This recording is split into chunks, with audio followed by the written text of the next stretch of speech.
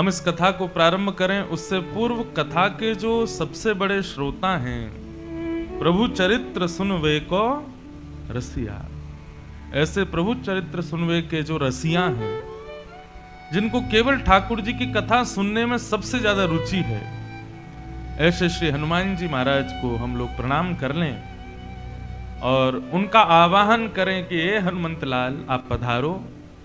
ये सुंदर कथा का क्रम यहां प्रारंभ हो रहा है, आप आकर के यहां विराजो।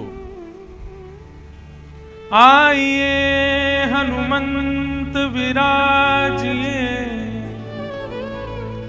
कथा कहूं मति अनुसार, प्रेम सहित गादी धरूं, पधारिय पवन कुमार, सियावर रामचंद्र की जय।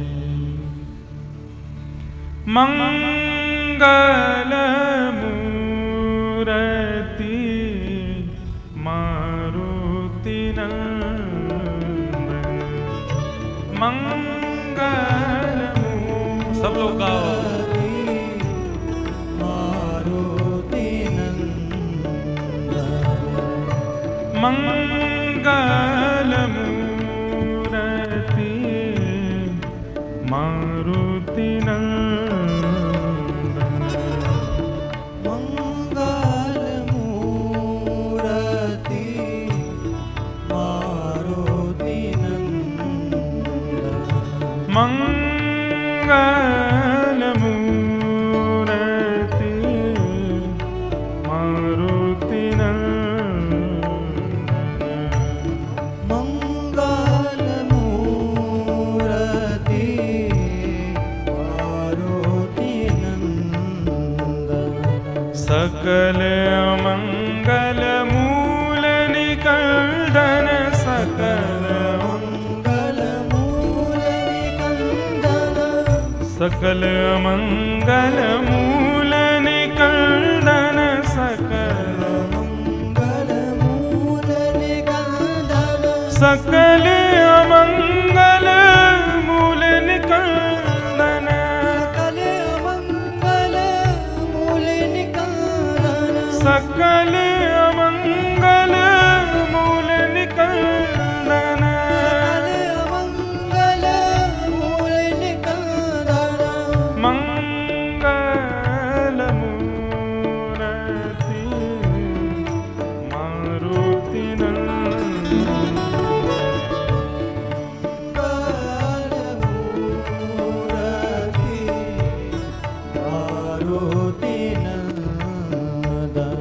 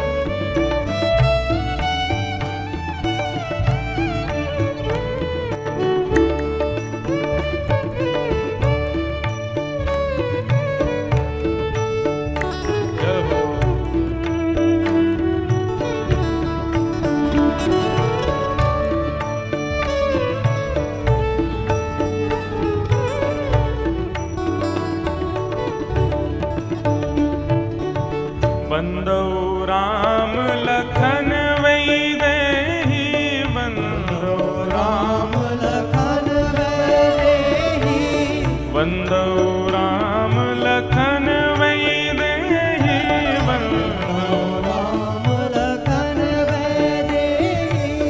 ये तुलसी के परम स्नेही, ये तुलसी के परम स्नेही, ये हनुमत के परम स्नेही, यह हनुमत के परम स्नेही। हे बंदौ राम लखन वही देहि, बंदौ राम लखन वैदेही, ये तुलसी के परम स्नेही, ये तुलसी के परम स्नेही। हे मंगल मूर्ति मारुति मंगल करताल बजा के गाओ भाव से, जय जय मंगल मूर्ति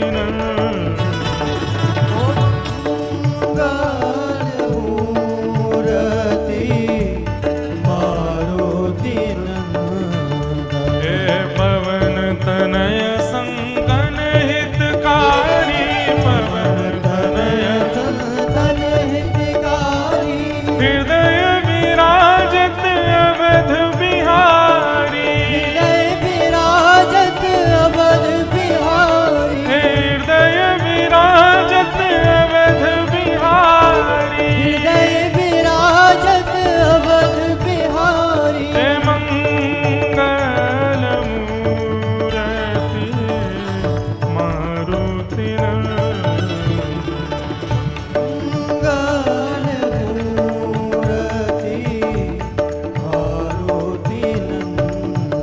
हे श्री राम जय राम जय जय राम, श्री राम जय राम जय जय राम,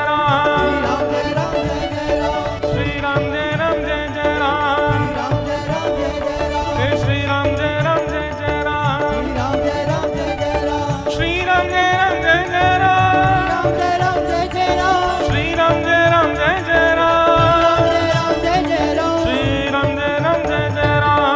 हे श्री राम जय राम जय जय राम, हे श्री राम जय राम जय जय राम, श्री राम जय राम जय जय राम, श्री राम जय राम जय जय राम, श्री राम जय राम जय जय राम, श्री राम जय राम जय जय राम, हे श्री राम जय राम जय जय राम, हे श्री राम जय राम जय जय राम, हे श्री राम जय राम जय जय राम, हे श्री राम जय राम जय जय राम, श्री राम जय राम जय जय राम, जय जय श्री सीताराम, जय जय श्री सीताराम, जय जय श्री सीताराम।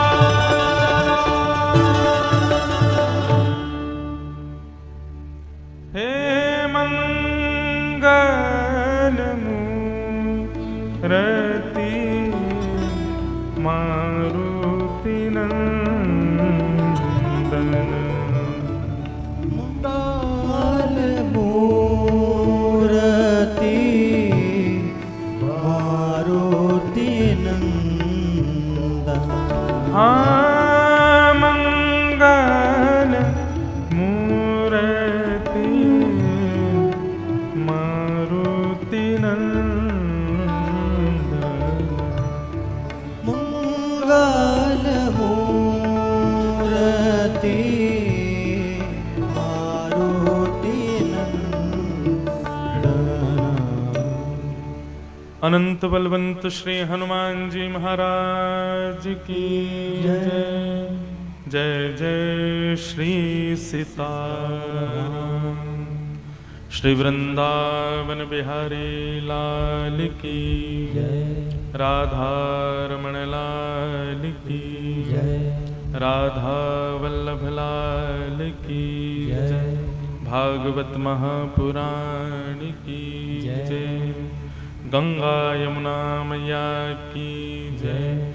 जगत जननी श्री गौ माता की जय। भारत माता की जय। सद्गुरुदेव भगवान की जय। सब संतन की जय। सब भक्तन की जय। सब विप्रन की जय।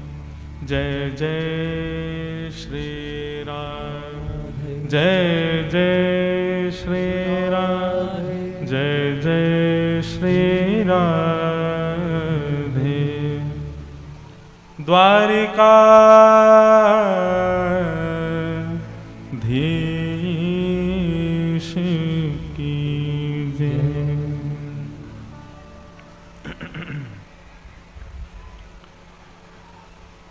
परम मंगल में परात्पर अखिलेश्वर अकारण करुणा वरुणालय भक्तवांछा कल्पतरु तड़िद्वत विनिंदित पीताम्बरधारी श्री बाल कृष्ण लाल की वांग्मयी प्रतिमूर्ति, शब्दमयी प्रतिमूर्ति, वाणीमयी प्रतिमूर्ति हम आप सबके मध्य में विराजमान श्रीमद् भागवत महापुराण को बारंबार प्रणाम। उपस्थित मंच पर विराजमान समस्त विप्रवृंद एवं समस्त गंधर्वजन और आप सभी यजमान परिवार, श्रोता, भाई, बंधु, छत्तीसगढ़ के सब निवासी जन, सबको मेरा व्यासपीठ से बहुत बहुत जय श्री कृष्ण। जोर से बोलिए जय श्री कृष्ण, जय सिया राम, जय श्रीमन नारायण। सबको बारंबार प्रणाम। आज परम सौभाग्य है हम आप सब लोगों का भक्ति की भूमि छत्तीसगढ़ और छत्तीसगढ़ में भी ये सुंदर ग्राम चपले जो कि रायगढ़ और खरसिया के मध्य में विराजमान है।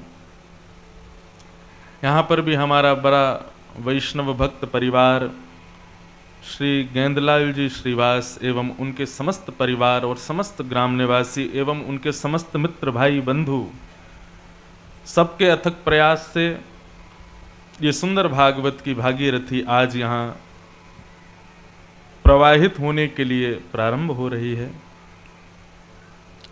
सबसे पहले तो पूरे श्रीवास परिवार को और आप सभी चपले निवासियों का बहुत बहुत अभिनंदन। सबका बहुत बहुत इस मंडप में स्वागत है। छत्तीसगढ़ साल में एक बार तो आना होता ही है यहाँ पर,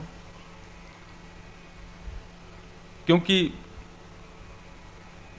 कुछ स्थान ऐसे हैं, कुछ प्रांत ऐसे हैं भारत के जहां पर लगभग कथाओं का क्रम साल भर में होता ही रहता है।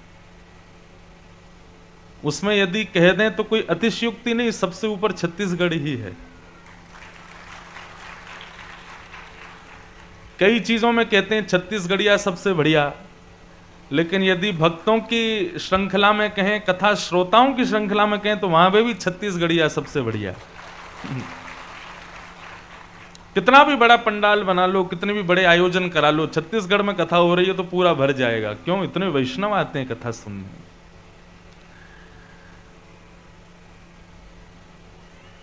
तो ये छत्तीसगढ़ यहाँ तो आना होता ही रहता है। कभी रायपुर में, कभी राजनंदगांव में, भाटापारा में कथाओं का क्रम रहा है। लेकिन रायगढ़ क्षेत्र में भी मैं एक बार आ चुका हूँ। यहाँ बरम केला एक जगह है पास में, वहाँ कुछ वर्ष पहले कथा का क्रम हुआ था। तो छत्तीसगढ़ हर साल लगभग आना हो जाता है। इस साल भी यहाँ आना हुआ और पूज्य पिताजी महाराज तो करीब 46 वर्षों से कथा कर रहे हैं और 46 वर्षों में कितनी बार छत्तीसगढ़ आ चुके हैं। हर वर्ष ही आते हैं वे भी। और जिस परिवार ने पूज्य पिताजी महाराज के छत्तीसगढ़ में बड़े बड़े खूब आयोजन कराए हैं, उस परिवार के एक सदस्य यहाँ पर विराजमान हैं, श्री बजरंग जी जिंदल, उनको भी बहुत बहुत मंच से साधुवाद। आप भी आए हैं, यहीं पास में ही राइस मिल है जहाँ पर पूज्य पिताजी की कथा भी हो चुकी है। तो छत्तीसगढ़ में तो कथाएं होती रहती हैं और लगभग श्रेष्ठ जितने भी भागवत के मंच पर विराजमान होने वाले वक्ता हैं सब छत्तीसगढ़ आते हैं। गोस्वामी तुलसीदास जी महाराज कहते हैं, बिनु सत्संग विवेक न होई, राम कृपा बिन सुलभ न सोई। बहुत बड़ी बात है ये। व्यक्ति ज्ञानी हो जाएगा लेकिन विवेकी होना बड़ी बात है। बहुत ध्यान से सुनिएगा, ज्ञानी होना श्रेष्ठ नहीं होता, विवेकी होना श्रेष्ठ है। अब ज्ञानी में और विवेकी में अंतर क्या है?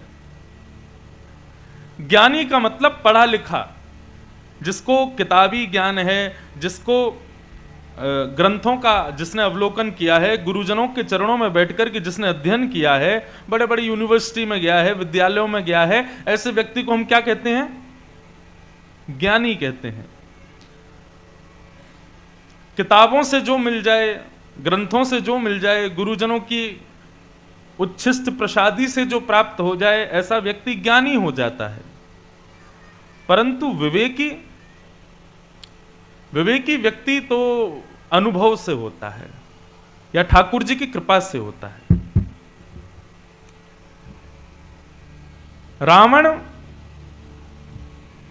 ज्ञानी बहुत था लेकिन विवेकी नहीं था। उसका नाम दशानन इसलिए नहीं था कि उसके 10 सिर थे। 10 सिर होने का मतलब यह भी है कि एक मानव के पास जितनी बुद्धि है उससे 10 गुना दुगनी बुद्धि थी रावण के पास, इसलिए उसको दशानन कहा जाता था। लेकिन ऐसा ज्ञानी किस काम का? आज तक हर दशहरा पर जलाया जाता है रावण को। इतना बड़ा ज्ञानी, इतना बड़ा वेदज्ञ, इतना बड़ा ब्राह्मण कुल में उत्पन्न पुलस्त ऋषि के खानदान में जन्म हुआ रावण का। देव आदिदेव महादेव शंकर का शिष्य था रावण। ज्ञान की कोई कमी नहीं थी उसके पास में, लेकिन विवेकी नहीं था। और वहीं जटायु, या जटायु की तो बात बाद की करो, वहीं उस केवट को यदि देखो जहां से श्री रघुनाथ जी नदी पार करने के लिए जा रहे हैं, वो केवट ज्ञानी नहीं है लेकिन विवेकी है। ठाकुर जी के आगे कहता है कि मेरी नाव में पैर नहीं रख सकते आप। राम जी बोले क्यों नहीं रखेंगे? बोले हमने सुना है तुम जिस पर पैर धर देते हो तुम्हारे पैरों में कोई जादू है।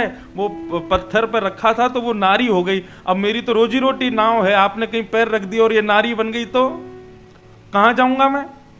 राम जी बोले तो फिर क्या करोगे? बोले पहले आपके पैर धोऊंगा। कठौता में ला करके रघुनाथ जी के चरण रख करके और कह देता है दोनों हाथ मेरे सिर पर रख दीजिए, कहीं आप गिर ना जाओ। ठाकुर जी ने दोनों हाथ केवट के सिर पर रख दिए, कठौता में दोनों चरण रख दिए और उस केवट ने चरण धो लिए।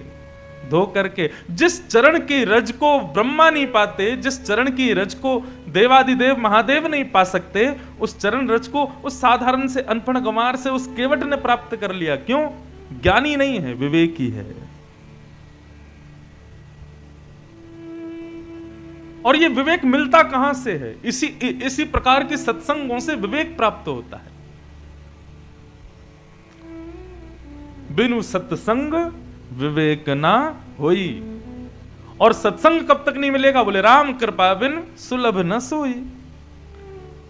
यदि आप किसी कथा में बैठे हो, किसी सत्संग में बैठे हो, किसी सुंदर प्रवचन में बैठे हो, प्रसन्न हो जाइए, अपनी कमर थपथपा लीजिए। क्यों?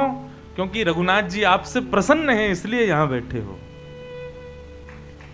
राम कृपा बिन सुलभ न सोई। आज हनुमंत जयंती है। श्री हमारे भक्तों के अग्रगण्य श्री हनुमान जी महाराज का आज जन्मोत्सव है। और ऐसे हनुमान जी के जन्मोत्सव के उपलक्ष्य में चपले गांव में, रायगढ़ क्षेत्र में यह कथा का प्रारंभ होना, ये इस बात का प्रतीक है कि राम जी हम सबसे प्रसन्न हैं, हमसे खुश हैं। और ये भी कह दूं तो कोई अतिशयोक्ति नहीं, यहाँ जितने लोग आज पंडाल में बैठे हैं ना, इन सबका नाम राम जी को पता होगा, ये तभी चुन चुन के सब बैठे हैं यहाँ पर। तो छत्तीसगढ़ पर बड़ी कृपा है ठाकुर जी की, यहां हर वर्ष कोई ना कोई वक्ता को ठाकुर जी भेजते ही रहते हैं, जाओ हमारे छत्तीसगढ़ को कथा सुनाते रहो। तो इसलिए भैया ये परम सौभाग्य आज प्राप्त हुआ आप सबके मध्य में आने का और अपनी वाणी की सेवा करने का। आज प्रथम दिन है, कथा थोड़ी विलंब से प्रारंभ हुई है, लेकिन जैसा मुझे अवगत है कि कथा का समय 3 से 6 बजे तक है, लेकिन 3 बजे का समय व्यास जी के लिए है, आप लोगों के लिए तो 2:30 बजे का है। आप लोग 2:30 बजे आकर के अपने अपने स्थान पर बैठ जाइए और कल से बिल्कुल समय का ध्यान रखिएगा। देखो बंधुओं, धन गया तो कुछ नहीं गया, समय गया तो थोड़ा कुछ चला गया, लेकिन यदि सत्संग गया तो समझो सब कुछ गया। ये 7 दिन बड़े बहुमूल्य हमको प्राप्त हुए हैं। एक एक क्षण यहां पर व्यतीत जो होगा, इस व्यासपीठ से जो कहा जाएगा, भगवत प्रेरणा से, भगवत कृपा से, गुरुदेव की आज्ञा से, वो सब आपके लिए जीवन उपयोगी रहेगा। इसलिए यहां पर एक क्षण भी व्यर्थ मत कीजिएगा। कल से बिल्कुल समय का ध्यान रख के आइए। 3 बजे से लेकर 6 बजे तक हम लोग कथा का श्रवण करेंगे। आज प्रथम दिन है कथा का। प्रथम दिन के भाव से थोड़ा महात्म्य की चर्चा हम लोग कर लेते हैं, फिर कल से हम लोग नियमित रूप से अपने 3 बजे से ही व्यासपीठ पर बैठ के कथा सुनेंगे। बोलो वृंदावन बिहारी लाल की जय। 2-3 बातों का ध्यान रखिएगा। पहली बात, मोबाइल फोन का इस्तेमाल कथा के बीच में मत कीजिएगा। कभी कभी मन में भाव आता है कि सतयुग, त्रेता, द्वापर, कलयुग 4 युग हैं। सतयुग में भगवान हिरण्यकश्यप और हिरण्याक्ष को मारने के लिए आए थे, नृसिंह और बराह बन के। त्रेता में भगवान रावण कुंभकर्ण को मारने के लिए आए श्री राम भेष में। द्वापर में भगवान कंस, शिशुपाल, दंतवक्र आदि राक्षसों को मारने के लिए आए श्री कृष्ण अवतार में। कलयुग में भगवान कल्कि आने वाले हैं, लेकिन राक्षस कौन है? ये हम सबके मोबाइल फोन ही राक्षस हैं। अच्छा, 2 राक्षस होते हैं हर बार, हिरण्यकश्यप, हिरण्याक्ष, रावण, कुंभकर्ण, दंतवक्र, शिशुपाल। कलयुग का राक्षस कौन है? मोबाइल फोन और इंटरनेट। आप कहोगे महाराज जी ये कैसे संभव? तो देखो, ये ऐसे संभव। राक्षस का मतलब क्या है? जो व्यक्ति को भगवद विहीन करके अपनी ओर खींचे, वही राक्षस है। हिरण्यकश्यप क्या करता था? बोले कोई हवन नहीं करेगा, कोई मंदिर नहीं जाएगा, कोई पाठ पूजा नहीं करेगा, कोई नाम जप नहीं करेगा, जिसको आना है मेरे पास आओ, जिसको यजन करना है मेरा करो, जिसको नाम बोलना है मेरा बोलो। यही काम रावण करता था और यही काम कंस करता था और यही काम आजकल फोन कर रहा है। कथा में जाने से रोकता है, सत्संग करने से रोकता है, भजन कीर्तन आदि इन सब में अग्रसित होने से रोकता है। हाँ, यदि उसका सदुपयोग किया जाए तो कई लोगों को कथा भी फोन ही देता है, सत्संग भी फोन ही दिलाता है, लेकिन सदुपयोग करने वाले तो 0.1% लोग हैं संसार में। 99.9% लोग तो इसका दुरुपयोग ही कर रहे हैं। इसलिए कम से कम 3 बजे से लेकर 6 बजे तक फोन मत चलाइएगा। ये राक्षस है, इसको बंद करके बैठिएगा। दूसरी बात, आप आज जहां बैठे हो प्रयास कीजिएगा 7 दिन तक वहीं बैठो, अपने आसन को जीतिएगा। तीसरी बात, बीच में उठिएगा नहीं, बोलिएगा नहीं। जब तक व्यास आसन की आज्ञा ना हो तब तक आप नृत्य भी मत करिएगा। बैठ करके ताली बजाइए, गाइए, कीर्तन करिए। जो भी सामग्री सामान आप कुछ भी लेके आते हैं, भेंट दक्षिणा आदि, वो सब वहीं रखिए, अब यहां कुछ भी मत चढ़ाइएगा। इन सब का विशेष ध्यान आप लोग रखिएगा। और 5वीं बात, प्रसन्न मुद्रा में बैठ करके पूरी कथा श्रवण कीजिएगा। कोई भी प्रश्न हो, कोई भी संशय हो, कोई भी आपकी दुविधा हो, उसको लिख करके हमारे आने से पहले पंडित जी को दे दीजिएगा, व्यास मंच पर आपका प्रश्न आ जाएगा, तो यहां से यथामति उत्तर मिलेगा। तो इन सब नियमों का आप सब लोग पालन कीजिए। आइए हम लोग आज महात्म के मंगल प्रसंग में प्रवेश करते हैं। ओम नमो भगवते वासुदेवाय। सच्चिदानंद रूपाय विश्वोत्पत्त्यादि हेतवे तापत्रय विनाशाय श्री कृष्णाय वयं नमः। बंधुओं, श्रीमद् भागवत में दो महात्म हैं, पूर्व महात्म और उत्तर महात्म। महात्म का मतलब होता है महत्व। तो यहां पर भागवत क्यों सुनी जाती है, क्यों सुननी चाहिए, क्या उसके पीछे कारण होता है, उन सबके महत्व यहां बताए जाते हैं। महात्म के सबसे पहले श्लोक में भगवान श्री कृष्ण को वंदन किया गया। बंधुओं, कोई आपसे पूछे ठाकुर जी कैसे होते हैं तो आप क्या बताओगे?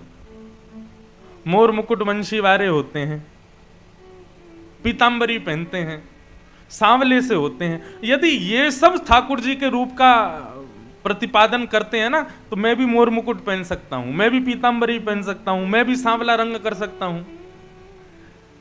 बाहरी आवरण तो कोई भी धारण कर सकता है। कई बार चोर भी पुलिस की ड्रेस पहन के घूमते हैं। और कहां तक कहें, हमारी जगत जननी जानकी जी का हरण रावण ने किया, तब वो संत भेष में ही गया था। भेष तो कोई भी धारण कर सकता है। वास्तविकता यह है कि भेष बाहर से है यह जरूरी नहीं, भीतर से है कि नहीं ये जरूरी है।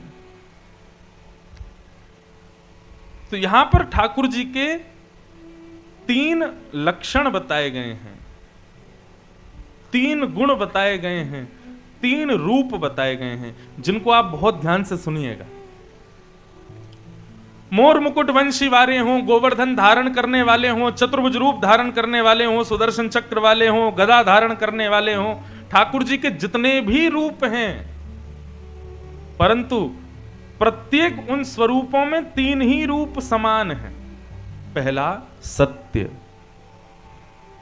दूसरा चैतन्य और तीसरा आनंद। सबसे पहली बात, ठाकुर जी सत्य हैं। और अपनी कथाओं में मैं इस बात को इस प्रकार से कहा करता हूं कि दुनिया में व्यक्ति सबके आगे झूठ बोल लेता है, लेकिन ठाकुर जी के आगे नहीं बोल पाता।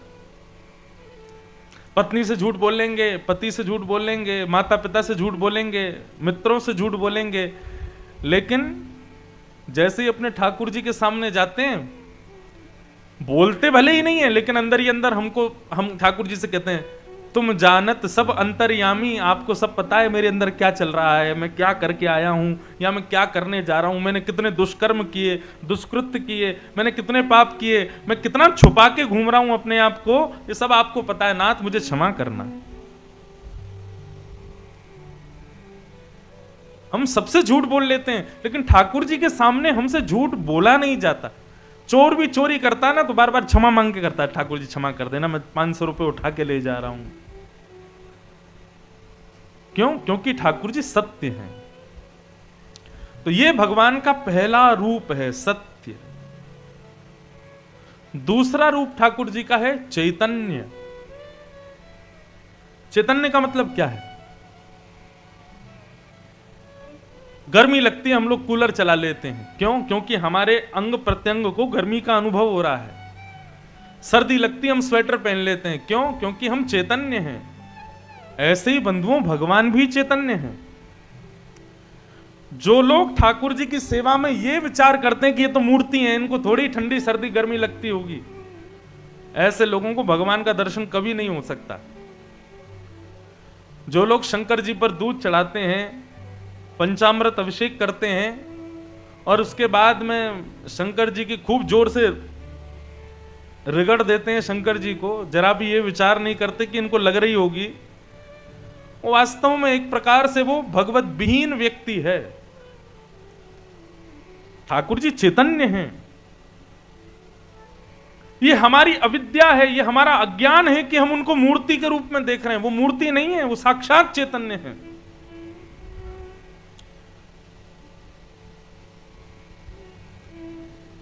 एक बार की घटना है, वृंदावन में एक स्थान है, वहां के ठाकुर जी की सेवा एक महात्मा करते थे।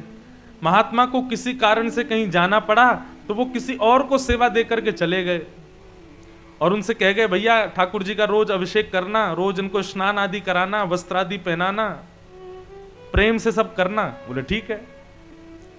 अब जिनके हाथों में सेवा देकर के गए, उन्होंने मन में विचार किया ठाकुर जी काले से पड़ गए, ठाकुर जी को जो है थोड़े अच्छे से स्नान करा देते हैं। तो उन्होंने क्या किया, सर्फ साबुन लेकर के ठाकुर जी को लगा दिया। बर्तन धोने वाला सर्फ, कपड़े धोने वाला सर्फ, वो ठाकुर जी के मुंह पर, नाक पर, हाथ पर, पैरों में सब जगह लगा दिया और सब जगह लगा करके स्नान कराया। परिणाम ये हुआ कि जो अर्चक था, जो पुराने अर्चक थे, जो किसी काम से बाहर गए थे, उनके मुंह में छाले हो गए और उनको ठाकुर जी ने स्वप्न में जाकर के बताया। बोले कि देखो हमारी ऐसी दुर्गति करी है, इन्होंने सर्फ लगा करके हमको निलाया है।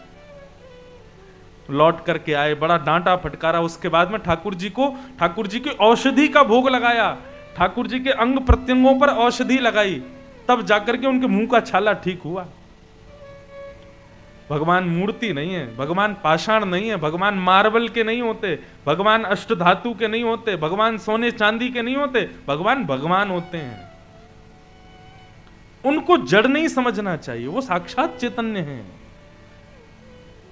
और बात भाव की ही तो है। भाव है तो मुझ में भी भगवान, आप में भी भगवान, हम सब में भगवान। और भाव नहीं है तो मंदिर में भी मूर्ति रखी है, ठाकुर जी थोड़ी है। इसलिए आज से प्रण कीजिए, आज के बाद किसी भी मंदिर में जाएं, अपने घर के ठाकुर जी को कभी भी ऐसा विचार मत करना कि वो मूर्ति है। ये बंधुओं बहुत बड़ा अपराध है। लोग बाग शादियों में जाते हैं, 4 दिन के लिए घर बंद कर जाते हैं और अपने ठाकुर जी को भी उसी में ही बंद कर जाते हैं। और 4 दिन के लिए ठाकुर जी के आगे रख के क्या जाएंगे, मखाने रख जाएंगे, चना चनौरी रख जाएंगे, मूंगफली रख जाएंगे। 4 दिन तक ठाकुर जी बेचारे मखाने, चना चनौरी, मूंगफली में रहते हैं। लोगों से पूछो भैया कुछ भोग नहीं लग रहा, ठाकुर जी को बंद करे। बोले अब भगवान है, अब कहां तक लेके चले उनको। ऐसा नहीं। मैं ये नहीं कह रहा कि संग लेके जाओ, लेकिन ठाकुर जी अगर आप कहीं बाहर जा रहे हो, या तो किसी श्रेष्ठ ब्राह्मण को प्रदान करके जाओ कि भैया 3 दिन तक हम जा रहे हैं, हमारी सेवा आप कर देना। किसी के घर में पधरा के जाओ, और संभव आपसे प्रयास बन सके तो संग लेके जाओ। लेकिन ठाकुर जी की सेवा 1 दिन की भी छोड़नी नहीं चाहिए, यह अपराध है। या तो रखो ही मत सेवा, और रखते हैं तो फिर पूर्ण रूप से व्यवस्थित रखो। वो चैतन्य है। कभी कभी मेरे मन में ये भाव आता है,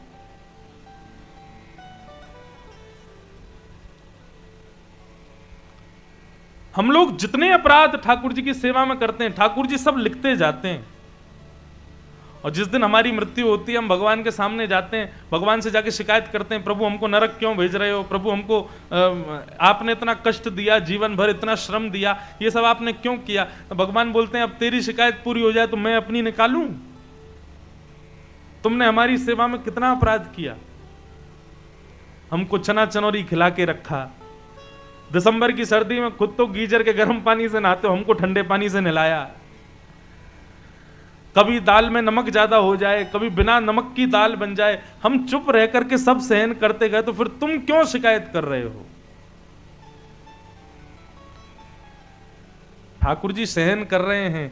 यदि वो सहन कर रहे हैं तो इसका मतलब यही समझ लीजिए कि फिर आपके पास में कोई चारा नहीं है उनसे कुछ कहने का। ठाकुर जी के प्रति चैतन्य भाव रखो, वो साक्षात चैतन्य है। सत्य, चैतन्य, और तीसरा भगवान का तीसरा स्वरूप है आनंद। ठाकुर जी आनंद स्वरूप हैं। भगवान की कथा आनंद देती है, इसीलिए इतनी कथाएं छत्तीसगढ़ में होती हैं और इतनी भीड़ आती है, सब लोग सुनते हैं। क्यों? क्योंकि सबको आनंद आता है। भगवान की कथा सुख नहीं देती, भगवान की कथा प्रसन्न नहीं करती है, भगवान की कथा आनंदित करती है। इसलिए ठाकुर जी को आनंद कहा गया। तो ऐसे सच्चिदानंद रूपाय विश्वोत्पत्त्यादि हेतवे, विश्व की उत्पत्ति करना, पालन करना और नष्ट कर देना, ये तीन जिनके काम हैं। तापत्रय विनाशाय, तीन प्रकार के दुखों का विनाश करने वाले ऐसे श्री कृष्ण को श्री कृष्णाय वयं नमः, ऐसे श्री कृष्ण को हम सब प्रणाम करते हैं, नमन करते हैं। महात्म में अब कथा क्रम कुछ इस प्रकार आता है भैरवी, बहुत ध्यान से सुनिएगा। मानव कल्याण के लिए 88,000 सौनकादि ऋषि नैमिषारण्य में यज्ञ कर रहे हैं।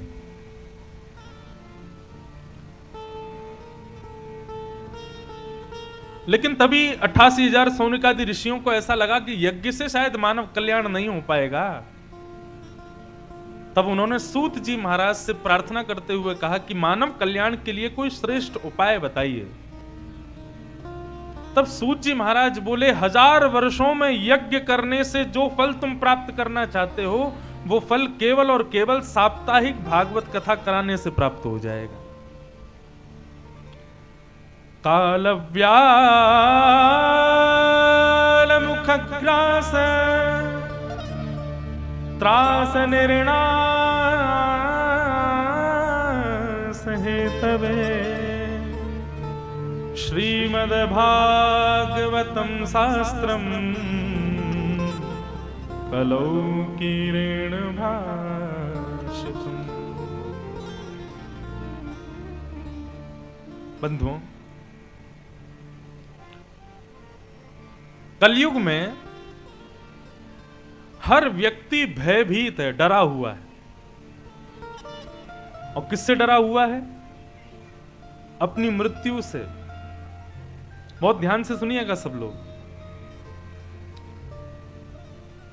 अभी अगर जोर का तूफान आ जाए, आंधी चलने लग जाए, पंडाल थोड़ा सा हिलने लग जाए तो क्या होगा? तुरंत सब भागोगे यहां से। क्यों? सबको यह भय है, बोले व्यास जी अपनी पोथी बचाएं, हम अपना सिर बचाएं। या इतना ही नहीं, हर स्थिति में हम अपनी रक्षा का निधान करते ही हैं, क्योंकि बचपन से एक भय हमारे भीतर होता है मृत्यु का। और यह मृत्यु का भय केवल मानवों में ऐसा नहीं। आपको बताएं, शेर बहुत बलशाली है, लेकिन यदि वो मानव को देख ले और मानव के हाथ में भी डंडा देख ले ना, तो शेर भी डरेगा। चींटी भी भागती है, छिपकली भी डरती है, कॉकरोच भी भागता है। सबको भय लगता है। सर्प अत्यंत विषैला है, उसको किसी से डरने की जरूरत नहीं है, लेकिन वो सर्प भी डरता है। हाथी इतना विशाल होता है, इतना भयावह उसका शरीर होता है, लेकिन वो फिर भी हाथी डरता है। इन सबके अंदर भय किसका है? मृत्यु का। कहीं हम मर तो नहीं जाएंगे। और मानव को भी वही भय है। कोई खाने के लिए कमा रहा है, कोई ऐशो आराम के लिए कमा रहा है। ये हमारी कमाई भी इसीलिए हो रही है क्योंकि हम डरते हैं कि कहीं हमारी मृत्यु हो जाए, उससे पहले पहले इतना तो कमा लो, इतना तो भोग लो, इतना तो खा लो, इतना तो चख लो। हमारे पूज्य गुरुदेव कहते हैं, व्यक्ति को पढ़ते समय और धन कमाते समय यह सोचना चाहिए कि मैं कभी नहीं मरूंगा।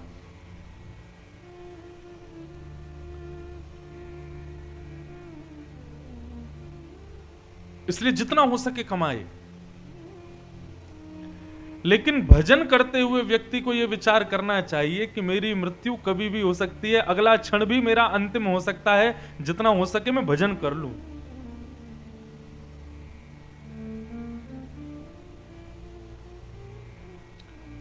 श्रीमद् भागवत क्या करती है? आपने कथा सुनी है, इस बात का प्रमाण क्या है आपके पास? इस बात का यही प्रमाण है कि साप्ताहिक कथा अनुष्ठान श्रवण करने के बाद में व्यक्ति को मृत्यु से डर नहीं लगता, फिर वो मृत्यु के डर से निर्भीक हो जाता है। बहुत ध्यान से सुनिएगा। सप्ताह कथा कराने के पीछे बहुत सारे कारण होते हैं लोगों के। कई लोगों को चाहिए कि हमारा बहुत नाम हो जाए, कई लोगों को चाहिए कि जगह जगह लोग मेरे को जान जाएं कि भाई देखो ये कथा कराई इन्होंने। कई लोगों का काम होता है कि हमारे पितृ मुक्त हो जाएं, कई लोगों का होता है हमारे घर में संतान हो जाए, हमारा व्यापार बढ़िया चले, आदि आदि सबके भाव होते हैं कथा कराने के। लेकिन वास्तव में कथा देती क्या है? निर्भय दान। श्रीमद् भागवत निर्भीक कर देती है मानव को। यदि किसी ने कथा को ढंग से श्रवण किया, सावधानी से श्रवण किया, तो भागवत उसको प्रदान करेगी कि वो व्यक्ति कभी भयभीत नहीं होगा और खास करके मृत्यु से बिल्कुल भी नहीं डरेगा। मैं तो कथा में कहा करता हूं, ये 7 दिन की कथा क्या है? प्रत्येक दिन हमारा एक फेरा ठाकुर जी के साथ में होता है। आज की कथा जैसी संपन्न होगी, हमारा एक फेरा पूरा हो जाएगा। कल की कथा पूरी होगी 2 फेरा, 3, 4, 5, 6, 7 फेरे हो जाएंगे। और 7 फेरे होते ही क्या हो जाता है? विवाह संपन्न। लेकिन लौकिक विवाह में क्या होता है? 7 फेरे के बाद में बहू अपने पति के साथ चली जाती है। लेकिन हमारे यहां क्या होगा? 7 फेरे के बाद में ठाकुर जी तो चले जाएंगे, लेकिन आपको छोड़ के जाएंगे। क्यों छोड़ के जाएंगे? बोले अब गौने का इंतजार करो, विवाह संपन्न हो गया, अब गौना होगा। और वो गौना क्या है? मृत्यु ही गौना है। व्यक्ति यदि भागवत के आश्रय में सावधानी से आ जाए तो उसके लिए फिर मृत्यु मृत्यु नहीं रह जाएगी, मृत्यु उसके लिए गौना हो जाएगा। और गौना कैसे होता है? प्राचीन भारत में ये परंपरा थी, विवाह हो जाता था, विवाह के बाद में लड़का अपने घर चला जाता था और लड़की अपने घर रहती थी, और फिर तिथि निकालते थे ब्राह्मण देवता, गौना कब होगा? इतने साल बाद गौना होगा। इतने साल बाद फिर वो लड़का दोबारा आता था और उस कन्या को अपने संग लेकर के, अपनी गृहिणी को साथ लेकर के जाता था। 4 कहार आते थे, पालकी उठाते थे और नाचते गाते हुए उसको लेके जाते थे। कहां? उसके प्रियतम के देश। ठीक बंधुओं, उसी प्रकार हम आप सब लोगों का 7 दिन में विवाह ठाकुर जी के साथ में संपन्न हो जाएगा। लेकिन ठाकुर जी अपने संग लेके नहीं जाएंगे, हम सबको अपने अपने घर छोड़ के जाएंगे। और क्या कह के जाएंगे? अब बोले गौने का इंतजार करो। और जब तक गौना नहीं होता है ना, तब तक उस कन्या को अपना पति का ही स्मरण करते रहना पड़ता है। कथा पूरी हो जाएगी 7 दिन में, आप सबका विवाह हो जाएगा, उसके बाद फिर स्मरण करते रहो, करते रहो, करते रहो, करते रहो अपने पति परमेश्वर का। कौन हमारे पति हैं? श्याम सुंदर पति हैं। उनका स्मरण करते करते करते करते फिर एक स्थिति आएगी गौने की, जब 4 घर के कहार हमको कंधे पर लेकर के जाएंगे और हमारे प्रियतम के देश जाने वाले उस चितारूपी विमान पर हमको लिटा देंगे। खूब सारा सामान हमको देंगे, घी देंगे, अग्नि देंगे, वायु देंगे, जल देंगे, पिंडदान देंगे, ना जाने क्या क्या हमारे साथ में रखेंगे। भाई अपने ससुराल जा रहा है। और जैसे ही अग्नि प्रज्वलित होगी, प्रस्थान कर जाएंगे हम अपने प्रियतम के पास। श्रीमद् भागवत के आश्रय में आश्रित होने के बाद में मृत्यु कुछ ऐसी दिखाई देती है जैसी मैंने अभी बताई। सांसारिक लोगों को मृत्यु भयावह दिखाई देती है।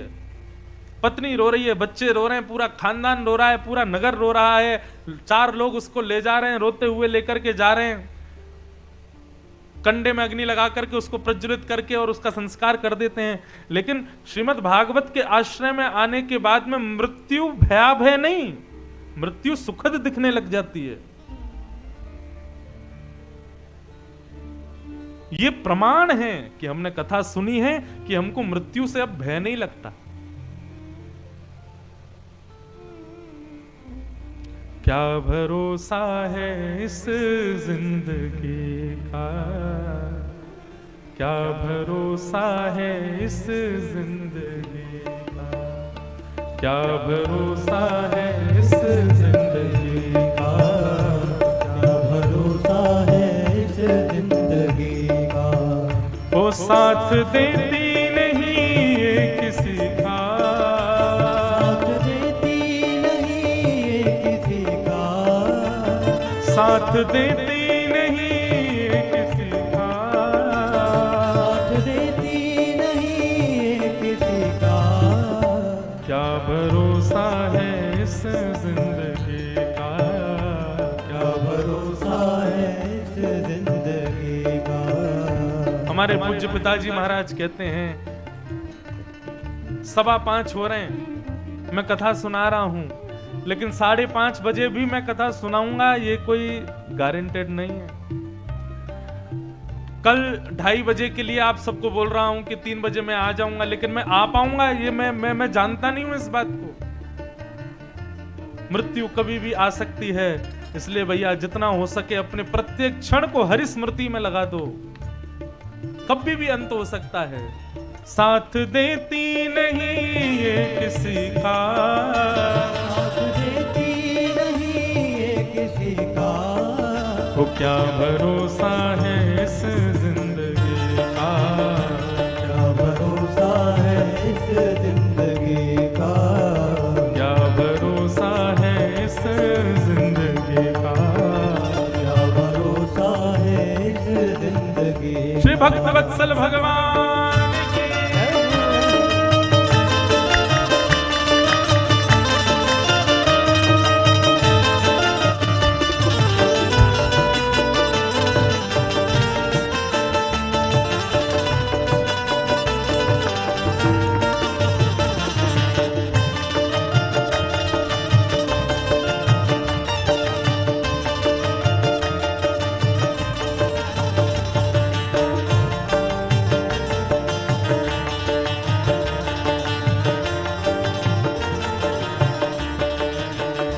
श्वास रुक जाएगी चलते चलते, श्वास रुक जाएगी चलते चलते, श्वास रुक जाएगी चलते चलते, श्वास रुक जाएगी चलते चलते, समा बुझ जाएगी जलते जलते, समा बुझ जाएगी चलते चलते, वो समा बुझ जाएगी जलते जलते, समा बुझ जाएगी जलते जलते। वो दम निकल जाएगा, दम निकल जाएगा, दम निकल जाएगा, दम निकल जाएगा, हे दम निकल जाएगा, दम निकल जाएगा, हो दम निकल जाएगा, दम निकल जाएगा, दम निकल जाएगा रोशनी का, दम निकल जाएगा रोशनी का। हो दम निकल जाएगा रोशनी का, दम निकल जाएगा रोशनी का। क्या भरोसा है इस जिंदगी का, क्या भरोसा है इस जिंदगी का। ओ क्या भरोसा है इस जिंदगी का, क्या भरोसा है इस जिंदगी का। वो साथ देती नहीं किसी का, साथ देती नहीं ये किसी का। वो साथ देती नहीं ये किसी का, साथ देती नहीं ये किसी का। वो क्या भरोसा है इस जिंदगी का, क्या भरोसा है इस जिंदगी का। आया है सो जाएगा राजा रंग फकीर।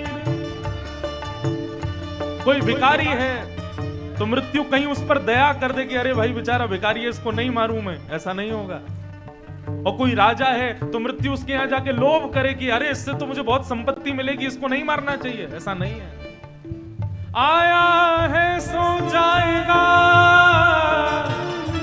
राजा रंग फकीर, कोई सिंहासन चढ़ चला,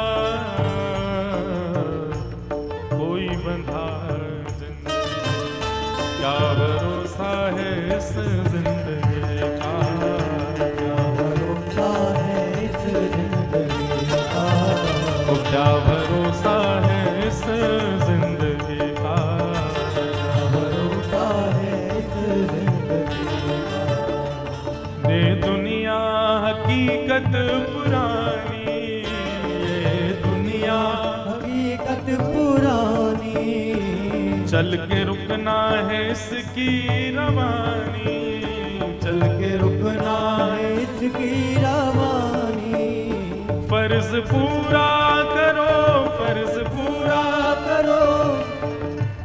दुनिया हकीकत पुरानी, पुरानी हकीकत है कि भैया जिसने जन्म लिया वो मरा है, चल के रुकना है इसकी रवानी। लेकिन यहां ये शब्द लिखा फर्ज पूरा करो। कौन सा फर्ज?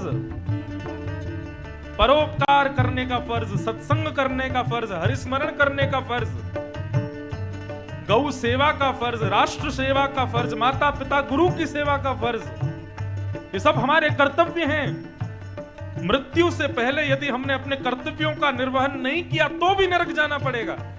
फर्ज पूरा करो, फर्ज पूरा करो, फर्ज पूरा करो, फर्ज पूरा करो, हे फर्ज पूरा करो, फर्ज पूरा करो, हाँ फर्ज पूरा करो, फर्ज पूरा करो, फर्ज पूरा करो बंदगी का, फर्ज पूरा करो बंदगी का, ओ फर्ज पूरा करो बंदगी का, फर्ज पूरा करो बंदगी का। ओ क्या भरोसा है इस जिंदगी का, क्या भरोसा है इस जिंदगी का, ओ क्या भरोसा है इस जिंदगी का, क्या भरोसा है इस जिंदगी जय हो। का।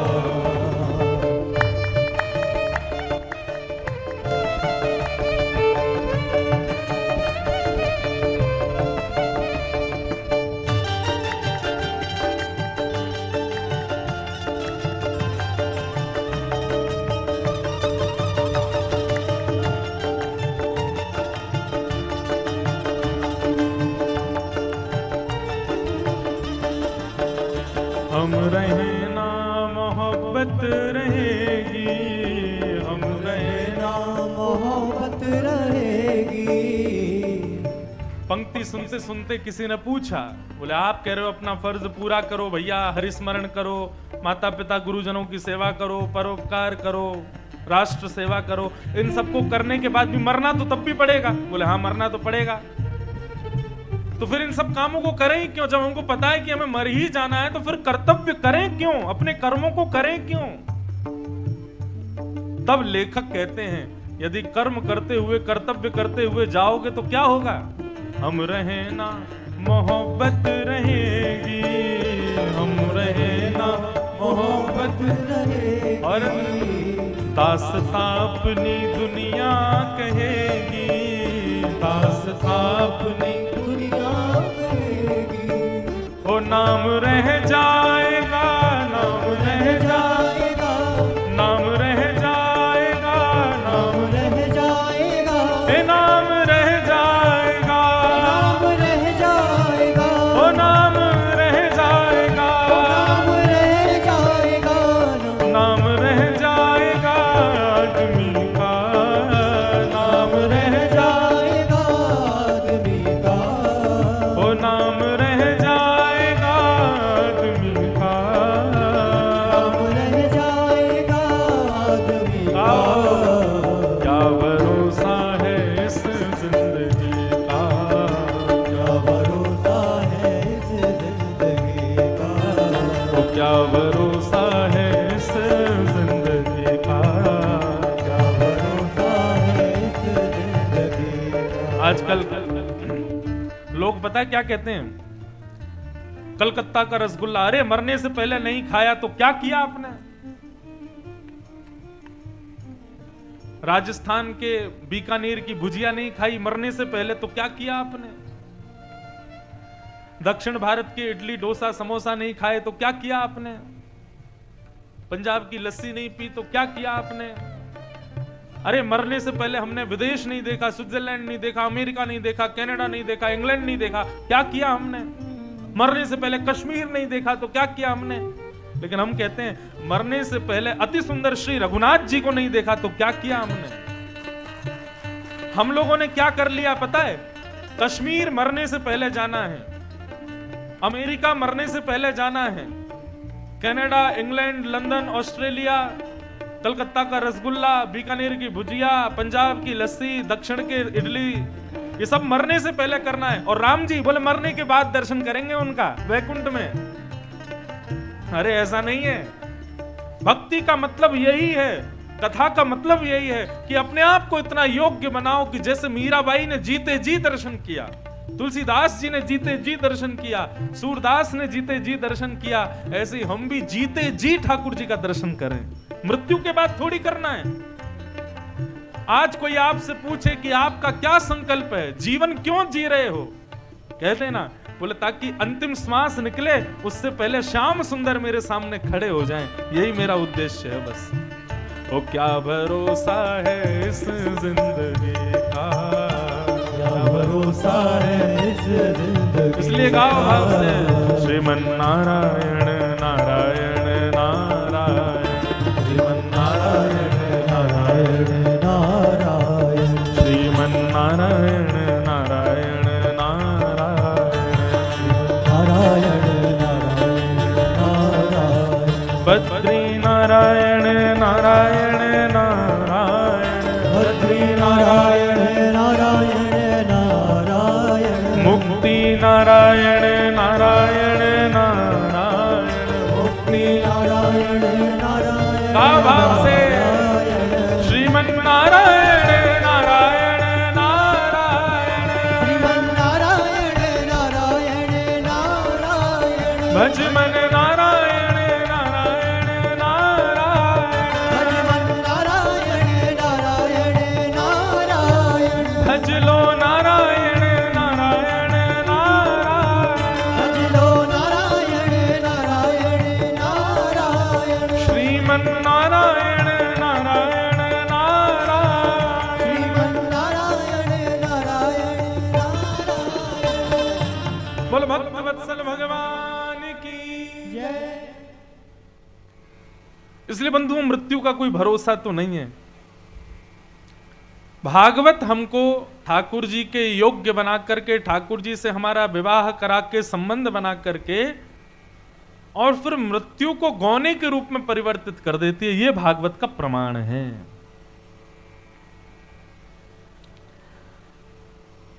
88,000 सौनकादि ऋषियों ने सूत जी से पूछा कि मानव कल्याण कैसे हो। सूत जी ने कहा भागवत की कथा कराओ, भागवत की कथा से मानव कल्याण हो जाएगा। सौनकादि ऋषियों ने अपने हृदय को विश्वास दिलाने के लिए थोड़ा विस्तार में पूछने का प्रयास किया। महाराज ये भागवत मानव कल्याण कैसे करती है, थोड़ा इसके बारे में विस्तृत जानकारी प्रदान करो, थोड़ी भागवत की महिमा सुनाओ, भागवत का महात्म्य सुनाओ। तब सुनाया क्व सुधा क्व कथा लोके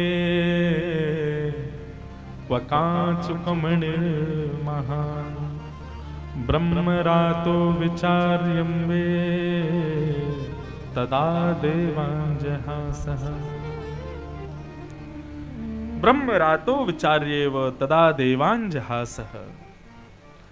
बोले एक बार की बात है, देवता स्वर्ग का अमृत लेकर के आए और परीक्षित को सुखदेव जी कथा सुना रहे थे। तो देवताओं ने कहा कि हे परीक्षित जी, आपको 7 दिन में मरने का श्राप लगा है, तो एक काम कीजिए, हम अमृत लेकर के आए हैं स्वर्ग का, आप अमृत पी लीजिए, तो 7 दिन में तक्षक सर्प भी आपका कुछ नहीं बिगाड़ पाएगा, अमृत पीने से अमर हो जाओगे। और ये भागवत की कथा जो आपको शुकाचार्य जी पिला रहे हैं, ये अगर हमको मिल जाए तो बड़ा आनंद हो जाएगा। तो हमसे आप स्वर्ग का अमृत ले लीजिए, इसके बदले हमको कथा दे दीजिए।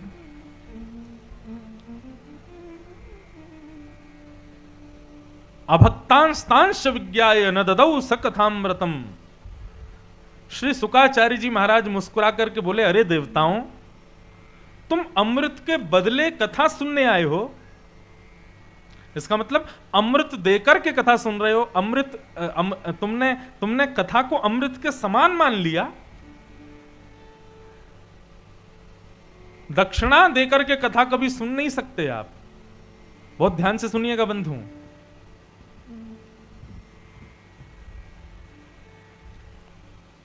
व्यवस्थाएं दक्षिणा से होती हैं, सब व्यवस्थित दक्षिणा से होता है,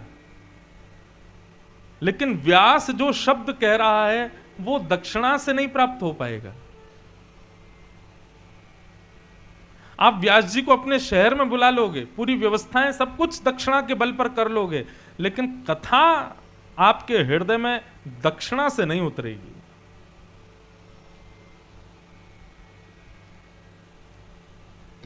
और यदि कोई सोचता है कि वो दक्षिणा देकर के कथा सुन सकता है, दक्षिणा देकर के ही कथा प्राप्त होगी, तो गलत सोच में है। कभी तुलना भी मत कीजिएगा साधारण धन की और इस ज्ञान की। एक बात कह दें तो कोई अतिशयोक्ति नहीं, व्यासपीठ पर बैठे व्यास को आप अपनी संपूर्ण संपत्ति भी दे दोगे, उसके बाद भी उसकी बराबरी नहीं कर पाओगे जो वो आपको दे करके जा रहा है।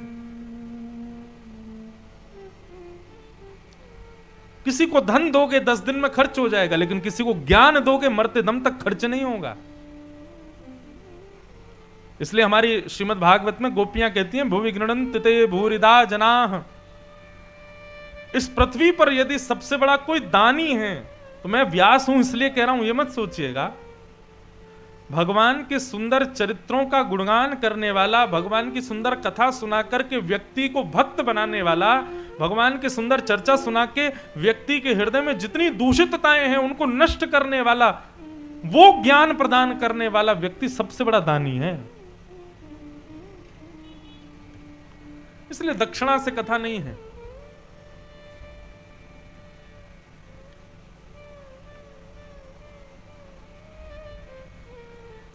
कथा तो भाव से सुनी जाती है। कथा तो आपका प्रेम कितना है उससे प्रकट होती है।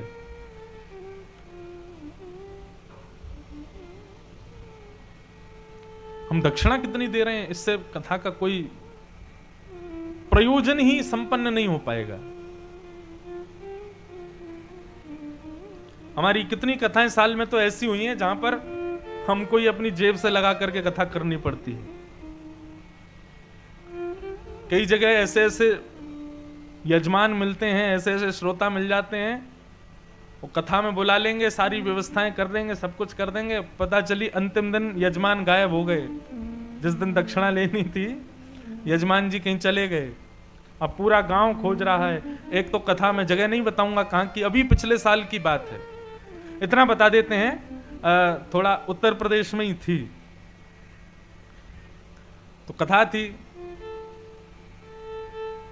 अब इतनी व्यवस्थाएं सब साथ में चलती हैं, पूरा मंच चलता है, माइक चलता है, इतने सारे हमारे सब ब्राह्मण देवता, सारे संगीतज्ञ 20-22 लोग हो जाते हैं, सारा माइक चलता है, सारे कैमरा चलते हैं, इतने लोग सब जाते हैं, सबकी टिकट होती है, आने जाने का खर्चा होता है, सबकी दक्षिणा होती है, सब चीज होती है।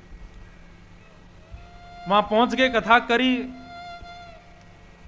अभी तक कोई दक्षिणा, तो दक्षिणा क्या मतलब, जो सबकी टिकट विकेट का भी खर्चा, कुछ नहीं, अभी तक कुछ नहीं हुआ। और वो हर दूसरे दिन कहें कल हम धीरे धीरे सबका करेंगे, परसों करेंगे, तरसों करेंगे। अंतिम दिन जब कथा विश्राम हुई तो बोले व्यास जी सब पंडितों से, आप लोग अपने कक्ष में पहुंचिए, हम आ रहे हैं लेकर के। हम लोग दूर रुके थे, 15-20 किलोमीटर दूर रुके थे। अब हम लोग वहां पहुंच गए, वहां पहुंच कर इंतजार करें, सबकी ट्रेन है, सबकी फ्लाइट है, सबको निकलना है, लेकिन उनका कोई अता पता नहीं, फोन उठा मैंने। बोले आप लोग अपने अपने घर निकल जाओ, हम वहीं दे जाएंगे। अंत तो गत्वा ये हुआ, हमारे एक पंडित जी रुक गए थे कि जितना खर्चा हुआ सब लेकर के आएंगे। पंडित जी को गांव के लोगों ने चारों ओर से घेर लिया, उनके ऊपर लेके डंडा बैठ गए, बोले चाहिए दक्षिणा? पंडित जी बोले हम अपनी जेब से लगा के सब कर लेंगे, हमारे प्राण दे दीजिए, यही हमारी दक्षिणा है। और स्थिति ये हुई, फिर व्यास जी की सारी दक्षिणा लगी, हम अपनी जेब से ही करके आ गए कथा।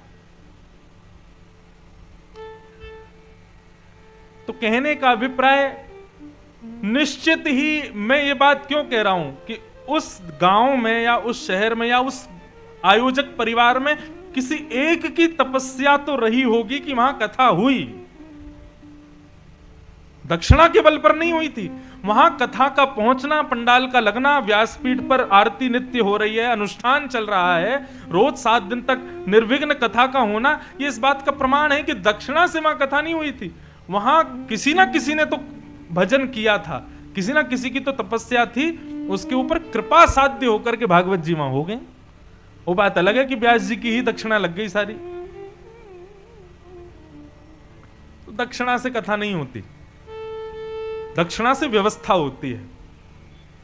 कथा की तो कोई दक्षिणा ही नहीं होती, कथा का तो कोई मूल्य ही नहीं होता।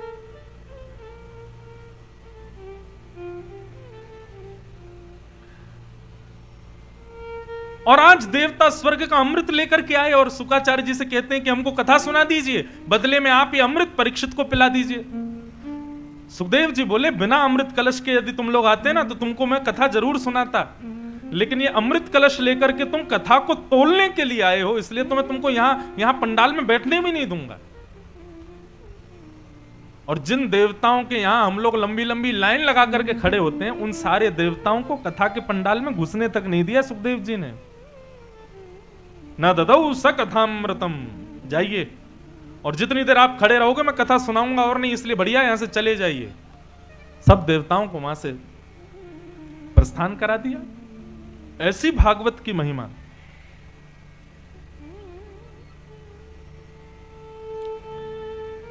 सौनकादि ऋषि बोले, भैया बड़ी आपने भागवत की महिमा बताई, जरा ये बताइए भागवत की कथा से किसी को लाभ हुआ? तब सूत जी महाराज एक प्रसंग सुनाते हैं। एक बार की बात है, नारद जी महाराज बड़े दीन दुखी होकर के बद्रीनाथ पहुंचे।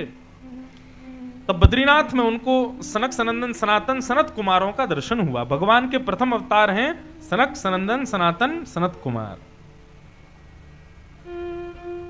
बहुत ध्यान से सुनो, चारों भाइयों का दर्शन हुआ।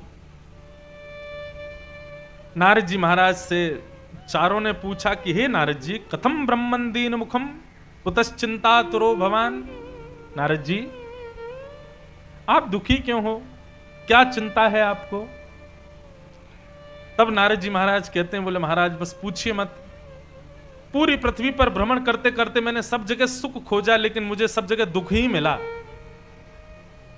पृथ्वी में कुछ भी अच्छा नहीं है।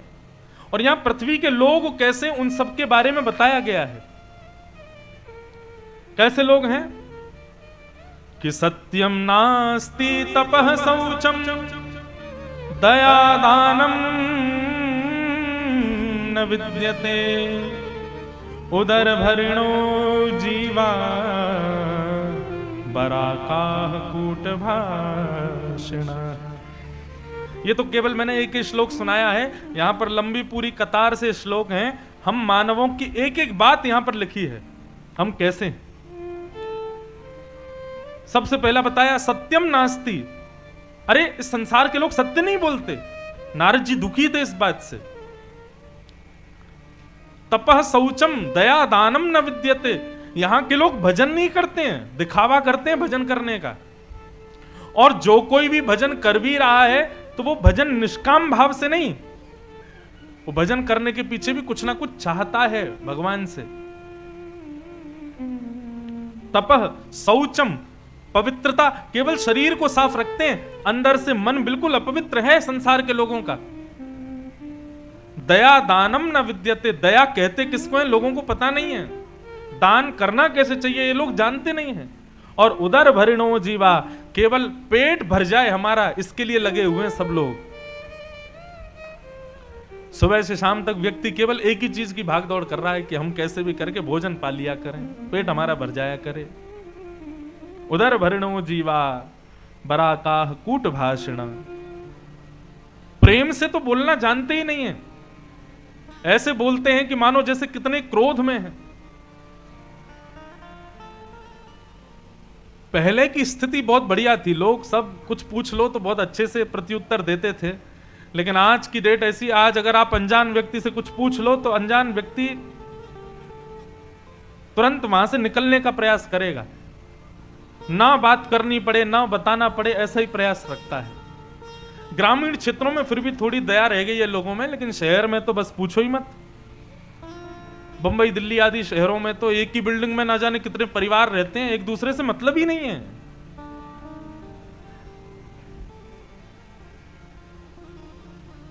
बराकाह कूट भाषण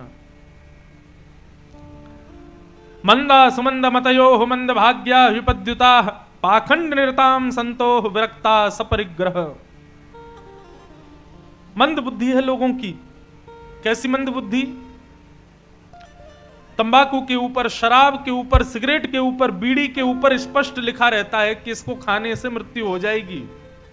आदमी फिर भी छुपा करके, आजकल सरकार ने गुटखा के पाउच के ऊपर ही लिख दिया है और बड़ा भयावह सा चित्र और बना दिया उस पे कि इसको खाने से तुम्हारी मृत्यु हो जाएगी। लेकिन इतनी मंद बुद्धि हो चुकी हमारी कि हम उस भयावह चित्र वाले स्थान को उल्टा कर देते हैं कि वो देखना ही नहीं पड़े, खा जाते हैं। अब सरकार भी चतुर, सरकार ने दोनों तरफ चित्र बना दिए। बोले भैया इसको खाने से तुम्हारा, इसको पीने से, बीड़ी आदि सिगरेट करने से तुम्हारा जो है कैंसर हो जाएगा, तुमको मर जाओगे। आदमी उसको अदृश्य देखता हुआ खा जाता है।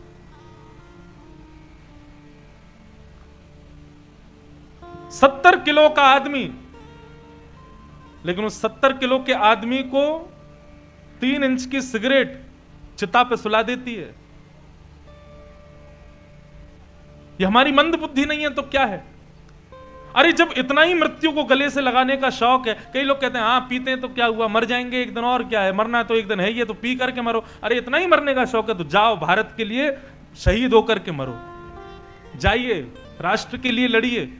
इतनी माताएं अपने बालकों को गवा देती हैं, अपने राष्ट्र के लिए प्राण त्याग देते हैं। इतनी प्राण त्यागने का शौक बना हुआ है तो तंबाकू सिगरेट पी करके क्यों कर रहे हो? जाइए बॉर्डर पर जाकर के राष्ट्र की सुरक्षा के लिए खड़े हो जाइए। कल को ये सब खा पी करके मृत्यु होगी तो गांव के लोग पूछेंगे कैसे मर गया? बोले कि अरे बीड़ी पीता था, गांजा पीता था।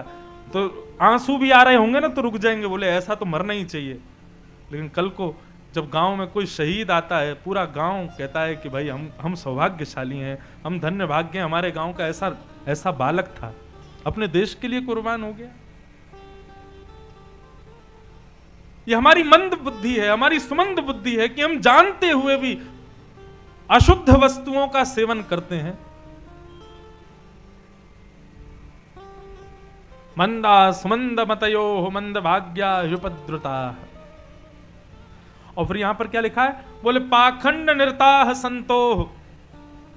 अब संत नहीं रह गए, पाखंड ज्यादा हो गया है, आडंबर ज्यादा हो गया है, ऐसी स्थिति हो गई।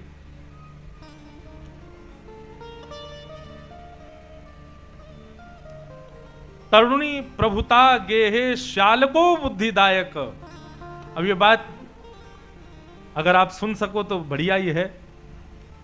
मां कुछ कह रही है तो बेटा उनकी नहीं सुनेगा, लेकिन बगल में बैठी पत्नी यदि कुछ कह दे तो जो आज्ञा जो आप कहो सिरोधार्य। और फिर यहां पर आगे एक और बात लिखी, श्याल को बुद्धिदायक। बड़ा भैया कहे कि भैया चलो ऐसा करना चाहिए तो बड़े भैया की बात नहीं मानेंगे, लेकिन पत्नी का भैया कहे, शाला कहे कि जीजा जी ऐसा करना चाहिए तो तुरंत उसकी बात मान लेते हैं। शाल को बुद्धिदायक। बहुत अच्छा प्रसंग है। यहां पर मानव का स्वभाव बताया गया कैसा है कलयुग में।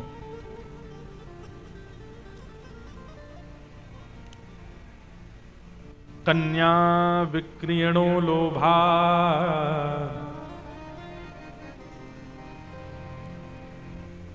विवाह नहीं करते हैं लोग, कन्या विक्रय करते हैं लोग। अपने बेटे को इसलिए नहीं पढ़ाते कि कल को बहुत बड़ा आदमी हो जाए, बल्कि इसलिए पढ़ाते हैं ताकि जब विवाह का समय आएगा तो हम दहेज ज्यादा मांग सकें कि हमारा बेटा बहुत पढ़ा लिखा है। लोग इसलिए डॉक्टरी नहीं पढ़ा रहे हैं बच्चों को कि कल को इलाज करेगा, बल्कि इसलिए डॉक्टर बना रहे हैं ताकि कल को जब संबंध आए तो हम लड़की वालों से कह सके कितना दोगे, बोले इतना देंगे, अच्छा इतना दो, बेटा डॉक्टर है हमारा, कम से कम उसके लिए इतना तो दो। सब यहां पर बातें बताई गई हैं। नारद जी महाराज बोले मेरी तो बुद्धि घूम गई है, मुझे इस संसार में बिल्कुल अच्छा नहीं लग रहा, मैं तो वापस देवलोक जाने के लिए तैयार हो गया था, लेकिन भ्रमण करते करते जैसे ही मैं वृंदावन पहुंचा तब मैंने क्या देखा, एक युवती, परम सुंदरी युवती की गोद में 2 वृद्ध लेटे हुए हैं। वो युवती रुदन कर रही है, पर यह देख के बड़ा आश्चर्य हुआ कि इतनी युवान कन्या और उसके गोद में 2 वृद्ध, ऐसा क्यों?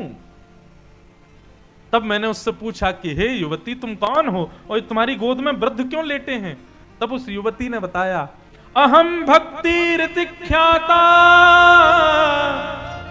इमो में तनयो मतौ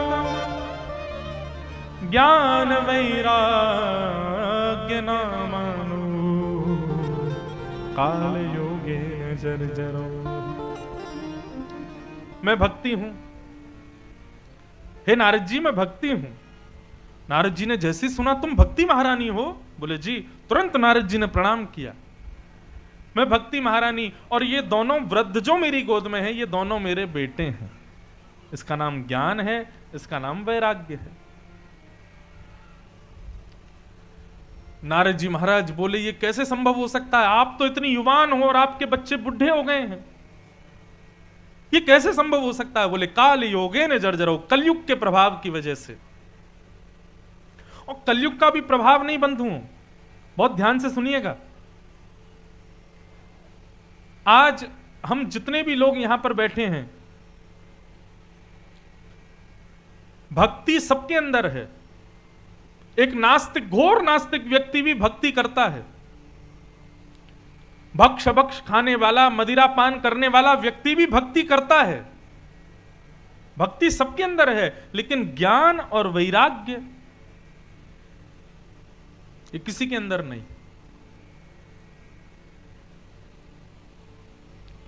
ज्ञान और वैराग्य केवल और केवल नाम मात्र हैं हम लोगों के पास। अब आप में से कितने लोगों को हनुमान चालीसा आती है? हाथ ऊपर करना। हनुमान चालीसा कितनों को आती है? बिल्कुल सब लोग ही कर दो, सबको आती है। कि अच्छा, जितने लोग उठा नहीं रहे इनको नहीं आती? आज हनुमान जयंती है, हनुमान जी गदा घुमा देंगे, सही सही बताओ किस किस को हनुमान चालीसा आती है? हाथ ऊपर करो। जय हो। अब या तो ये माताएं थक हार के नहीं उठा रही हैं, या सच में इनको नहीं आती है। चलो जितनों को आती है वही सुन लो। हनुमान चालीसा सबको आती है। भारत में लगभग जन्म लेने वाले हर हिंदू को हनुमान चालीसा आती है, लेकिन हनुमान चालीसा का अर्थ कितनों को पता है? यहां पर अभी एक माइक लगा दिया जाए और कहा जाए, श्री गुरु चरण सरोज रज निजमन मुकुर सुधार, वर्णो रघुवर विमल यश जोदायक फलचार, बुद्धिहीन तनुजान के सुमिरो पवन कुमार, बलबुद्ध विद्या देव मोह हरम कलेश विकार। इसकी व्याख्या सुनाइए, इसका अर्थ क्या है? नहीं बता पाओगे आप। भक्ति तो है कि हनुमान चालीसा याद है, रोज पाठ करते हो, लेकिन ज्ञान नहीं है।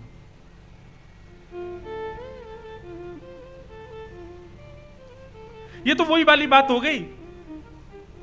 एक महात्मा तोता को, एक जख्मी तोता महात्मा को मिला, तो महात्मा ने उस तोता को उठा के अपने आश्रम में रख लिया।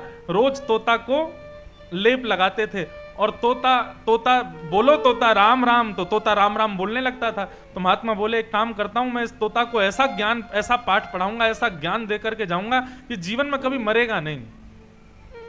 तो महात्मा ने उस तोता को रटा दिया, भेलिया आएगा, जाल बिछाएगा, दाना डालेगा, फंसना मत फंसना मत फंसना मत। और तोता से बोलते बोलो, तो तोता यही बोलता, भेलिया आएगा, जाल बिछाएगा, दाना डालेगा, फंसना मत फंसना मत फंसना मत। अब तो महात्मा दिन रात उससे यही बुलवाते रहते। तो महात्मा को एक दिन तीर्थ यात्रा पर जाना था, तो महात्मा आश्रम में अकेले उस तोता को छोड़ गए, और जाते जाते बोले, हाँ तोता, मैंने क्या सिखाया तुमको? तोता बोला, भेलिया आएगा, जाल बिछाएगा, दाना डालेगा, फंसना मत फंसना मत फंसना मत। महात्मा बोले बस बढ़िया, अब मैं बद्रीनाथ केदारनाथ घूम के आऊंगा, तुम अपनी रक्षा कर लेना। महात्मा चले गए। 2-4 दिन बाद एक भेलिया जाल लेकर के कुछ दाना जेब में रख करके वहां से निकला। जैसे ही उसने तोता को देखा, तोता तुरंत बोल पड़ा, भेलिया आएगा, जाल बिछाएगा, दाना डालेगा, फंसना मत, फंसना मत, फंसना मत। भेलिया बोला, ज्ञानी तोता है, ये तो सब जानता है, लेकिन कोई बात नहीं, ये नहीं फंसेगा, और तोते तो फंसेंगे, सबको ज्ञान थोड़ा ही है। तो उसी पेड़ के नीचे भेलिया ने जाला बिछाया। जब जाला बिछाया तब भी तोता कहता, भेलिया आएगा, जाल बिछाएगा, दाना डालेगा, फंसना मत, फंसना मत, फंसना मत। भेलिया ने दाने डाल दिए। दाने डाल करके शिकारी कहीं जाकर के छुप गया। जैसे ही दाने डाले तो वही तोता ऊपर बैठा हुआ, वो दाना देखते ही उसके मुंह में पानी आ जाता है, उड़ता हुआ नीचे आ रहा है, तब भी कह रहा है, भेलिया आएगा, जाल बिछाएगा, दाना डालेगा, फंसना मत, फंसना मत, फंसना मत। जैसे ही आकर के जाले पे बैठा, शिकारी बोला, ओहो, इसको तो ऐसे ही किताबी ज्ञान है, इसको पता थोड़ी है ये बोल क्या रहा है।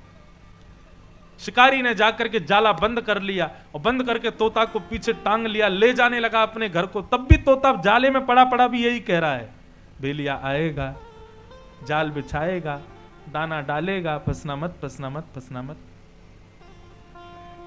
शिकारी ने घर ले जाकर के जाले में से तोता को निकाला, अपना चक्कू पहनाने लगा काटने के लिए, उसको मारने के लिए। जैसे चक्कू उठा करके उसको मारने लगा, तब भी वो कह रहा है, भेलिया आएगा, जाल बिछाएगा, दाना डालेगा, फंसना मत, फंसना मत, फंसना मत। इस तोते के भांति हम आप सब लोग हैं।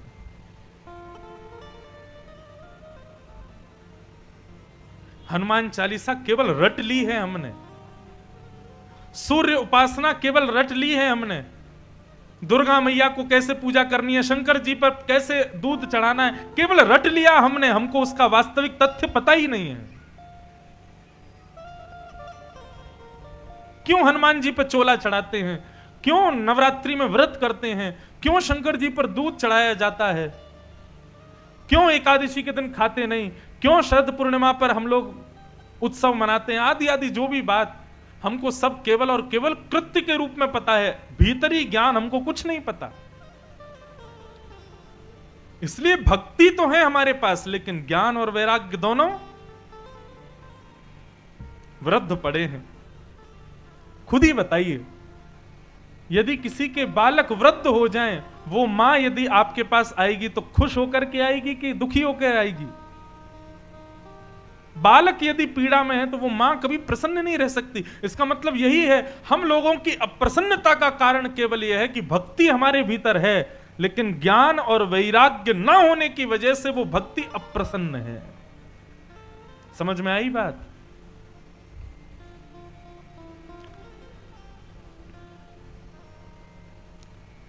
ये तो थी ज्ञान की बात। अब दूसरी आती वैराग्य की बात। आपसे कहा जाए वैराग्य, तो वैराग्य के नाम पर केवल हम इतना जानते हैं, घर छोड़ दो, परिवार छोड़ दो, पत्नी छोड़ दो, बच्चे छोड़ दो, कमाना छोड़ दो, व्यापार छोड़ दो, हिमालय में जाकर के, वृंदावन जाके, हरिद्वार जाके संत महात्मा हो जाओ, विरक्त हो जाओ। हम वैराग्य के रूप में केवल इतने को ही लेते हैं। लेकिन एक बात बोलूं, इसको वैराग्य नहीं कहते। कई बार क्या होता है, हम लोग मेहमानों के यहां जाते हैं तो मेहमान रसगुल्ला लाते हैं, मेहमान गुलाब जामुन लाते हैं, समोसा लाते हैं, नमकीन ला करके हमारे आगे रखते हैं। हमारा मन तो इतना होता है कि हम सारे समोसा खा जाएं, हम रसगुल्ला खा जाएं, हम गुलाब जामुन भी खा जाएं, लेकिन हम मेहमान के आगे क्या करते हैं, नहीं नहीं नहीं, नहीं बस अब हमारी इच्छा नहीं है। हमारे एक पंडित जी हैं, उनको कोई भोजन कराए तो जब पेट भर जाता है तो मना कैसे किया जाता है, बस बस बस बस अब नहीं, अब नहीं। थाली के ऊपर हाथ रखा जाता है, बस इससे ज्यादा मत दीजिएगा। लेकिन वो हमारे पंडित जी ऐसे हैं कि उनको मना भी करना है, क्योंकि हमारे यहाँ संकोच करना दिखावे में करते हैं ना, संकोच की नहीं नहीं बस अब नहीं खाना। तो पंडित जी कैसे करते हैं, थाली के ऊपर मना नहीं करेंगे, वो दूर हाथ करेंगे, नहीं नहीं नहीं बस अब मत दीजिए, अब मत डालिएगा, खीर तो बिल्कुल मत डालिएगा, अब वो पापड़ रखा दूर उसको मत दीजिएगा। अब वो दूर से ही ना करते हैं, इसका मतलब हम सब समझ जाते हैं कि और मांग रहे हैं, केवल एक दिखावा कर रहे हैं ना करने का। ऐसे ही हम लोग वैराग्य में हैं। लोग घर छोड़ देते हैं, पत्नी बच्चों को छोड़ देते हैं, व्यापार छोड़ देते हैं, इन सबको छोड़ के फिर कहते हैं हम वैरागी हैं। नहीं, विरक्त होने का मतलब, वैराग्य का मतलब वस्तु का त्याग नहीं, वस्तु में जो हमारी आसक्ति है उस आसक्ति का त्याग वैराग्य है।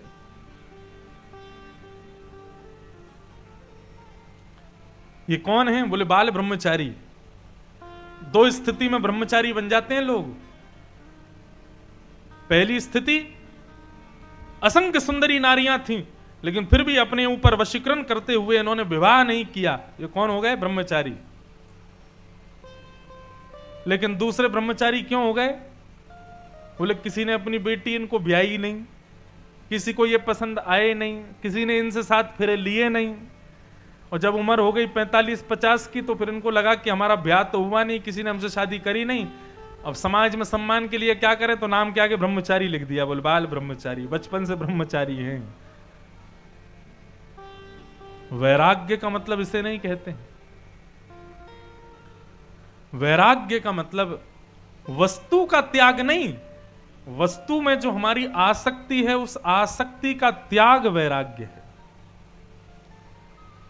यदि इस रूप में ज्ञान और वैराग्य दोनों हमारे हृदय में व्यवस्थित हो जाएं तो भक्ति भी प्रसन्न हो जाएगी। भक्ति महारानी ने नारद जी से कहा, नारद जी ये दोनों मेरे पुत्र हैं और मैं बड़ी परेशान हूं, यदि मेरे पुत्र इसी प्रकार वृद्ध रहे तो मैं विदेशम गम्यते मया, मैं विदेश को चली जाऊंगी। तब नारद जी महाराज बोले, अरे देवी इस प्रकार कष्ट मत पाओ, इस प्रकार दुखी मत हो, मैं कोई उपाय ढूंढता हूं, तुम्हारे पुत्रों को स्वस्थ करने का उपाय ढूंढूंगा। तब नारद जी महाराज भगवान से प्रार्थना करते हैं और आकाशवाणी में नारद जी को बताया जाता है कि सत्कर्म करो, सत्कर्म से ये दोनों स्वस्थ होंगे। तब सत्कर्म किसे कहते हैं ये पूछने के लिए श्री नारद जी महाराज आज बद्रीनाथ में सनत कुमारों से कहते हैं कि महाराज सत्कर्म किसे कहते हैं ये बताइए। तब सनत कुमार 5 प्रकार के सत्कर्म बताते हैं। और कौन कौन से सत्कर्म बताए? कि द्रव्य यज्ञ, तपो यज्ञ, योग यज्ञ तथा परे, स्वाध्याय ज्ञान यज्ञश्च ते तु कर्म विसूचका। द्रव्य यज्ञ, तप यज्ञ, योग यज्ञ, स्वाध्याय यज्ञ और ज्ञान यज्ञ, ये 5 प्रकार के सत्कर्म हैं। सबसे पहला द्रव्य यज्ञ। आपने किसी को पैसे दे दिए, दक्षिणा दे दी, द्रव्य प्रदान किया ब्राह्मणों को, संतों को, महात्माओं को, तो वो पहला सत्कर्म माना जाएगा द्रव्य यज्ञ। लेकिन उससे भी श्रेष्ठ यज्ञ किसको बताया गया? तप यज्ञ। तप का मतलब क्या होता है? केवल हिमालय पर जाकर के पेड़ से उल्टे लटक गए और महाराज हरिशरणम नमो नारायणाय कर करके, और जो हम लोग तपस्या कर रहे हैं केवल वही तप नहीं है। आप लोग एक आसन पर बैठ करके यदि 4 घंटे कथा सुनोगे तो यह भी एक तपस्या है। 4 घंटे बिना कुछ खाए पिए, बिना कुछ बोले यदि आप कथा श्रवण कर रहे हो ध्यानस्थ होकर के, यह भी एक तपस्या है। ये द्रव्य यज्ञ से भी बड़ा यज्ञ है तप यज्ञ। योग यज्ञ, योग यज्ञ मतलब हमें पता चल जाए रायगढ़ में कोई महात्मा आए हैं, कोई संत पधारे हैं, कोई वैष्णव पधारे हैं, तुरंत हम लोग जाएं, प्रणाम करें, दर्शन करें, माला अर्पित करें, दक्षिणा अर्पित करें। संतों से मिलना यही योग यज्ञ है, उनकी सेवा करना ये योग यज्ञ है, जाकर के उनका सत्संग श्रवण करना ये योग यज्ञ है। चौथा यज्ञ बताया स्वाध्याय यज्ञ।